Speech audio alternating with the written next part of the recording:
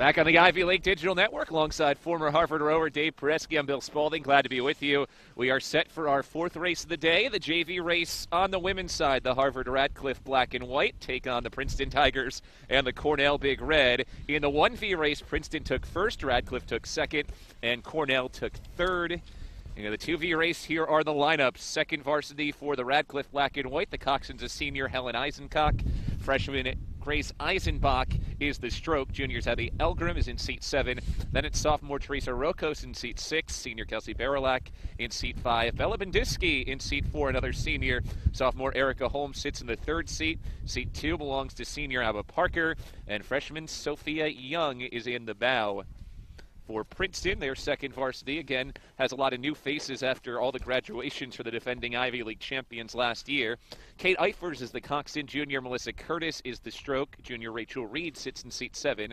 Then it's sophomore Lauren Bernard. She's followed by Sadie Magura, sophomore, in seat 5. Senior Dagmara Lappins has moved from the first varsity to the second varsity in the last week, and she's in seat 4.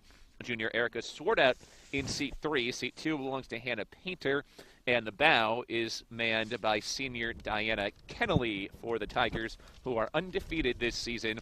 Rounding things out for Cornell, the lineup looks like this at second varsity.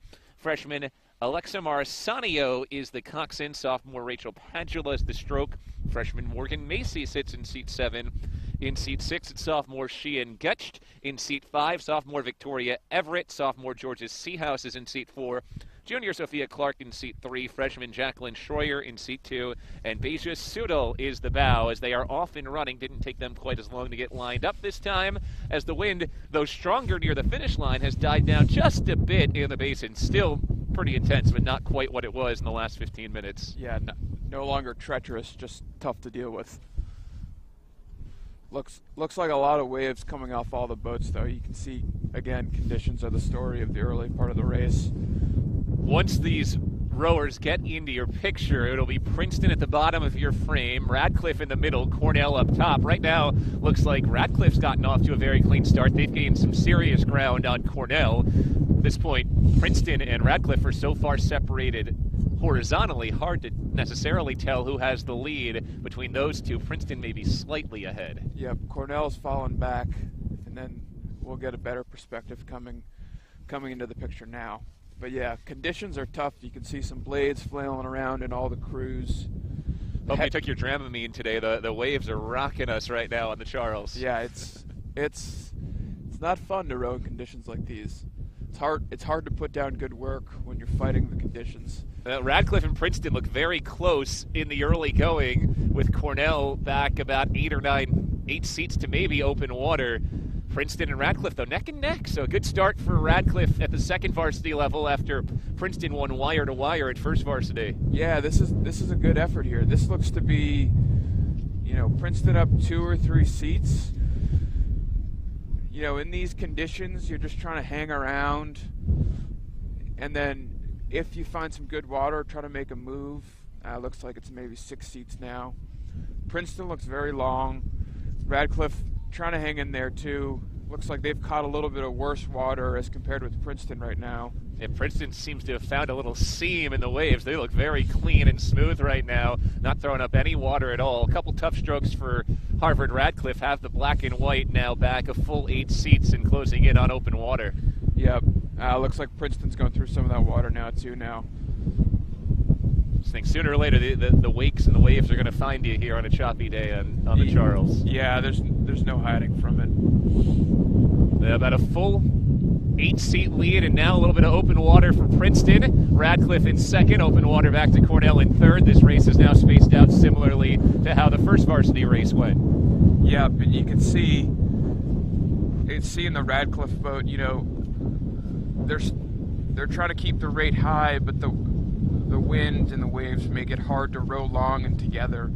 And so Princeton might be doing a little bit better job of that now, but having a big lead always helps. You can be a little bit more relaxed.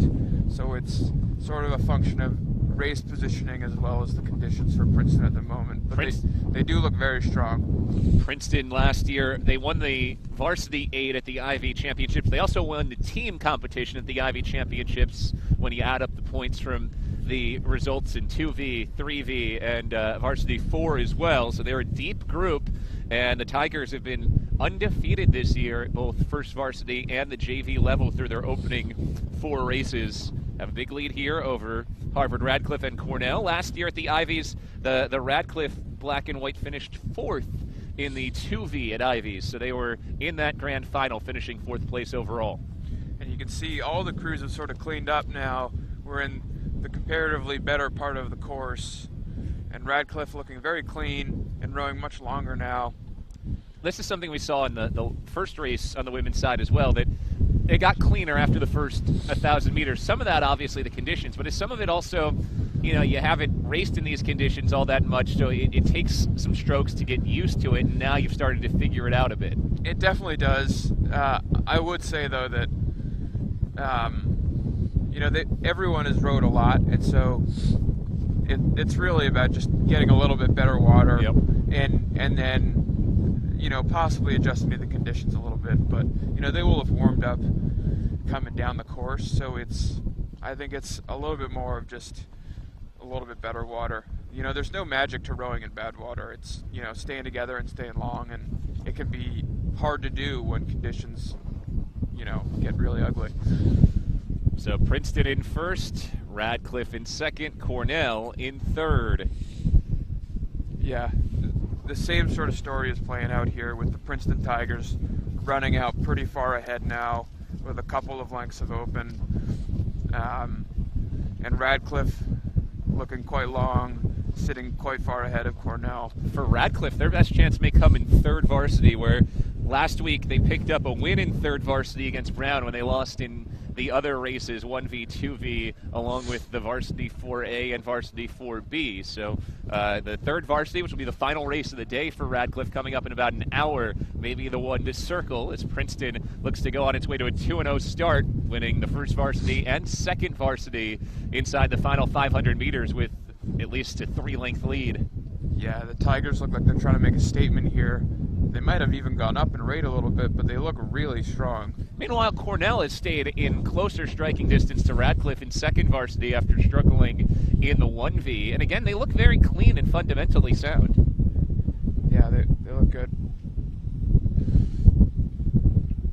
When you are at this point inside the final 500 meters and the positions have kind of been decided, what's going through your mind? What do you do to find that energy for the final 500 meters when you know you're kind of locked into your spot? What's going through your mind is, I can't wait for this to be over. That's what's going through your mind. You know, I'd say you just want to make sure you don't lose to the boat you're beating, and if you can chew up some ground against the boat you're losing to, that'd be good. But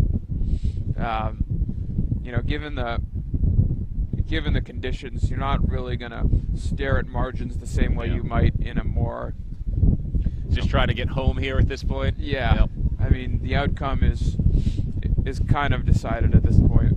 So if this were cleaner conditions, you know, I think you might be a little more inspired to put a tighter margin on Princeton. But you know, this is, you know, there's still a high risk of, you know, crabbing or something like that. So you're trying to just get her home. Princeton heading home for another win here at second varsity. Tigers tighter over the first 500 meters. It was the second 500 where they really separated. Yep, that's exactly right. And, you know, Radcliffe may have taken a strategy to see what we can do and row aggressively and see what happens. You know, that can be a great way to stay in a race, and sometimes it can work. Flags down as Princeton's across with the win at second varsity.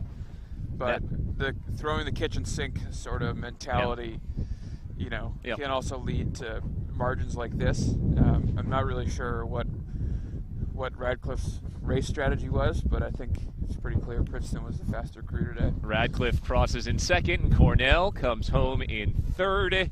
So same results in 2V that we had in 1V. We'll take a break. When we come back, third varsity on the men's side between Harvard and Brown. It's a rubber match with Harvard taking first varsity and Brown taking second varsity. That's next on the Ivy League Digital Network.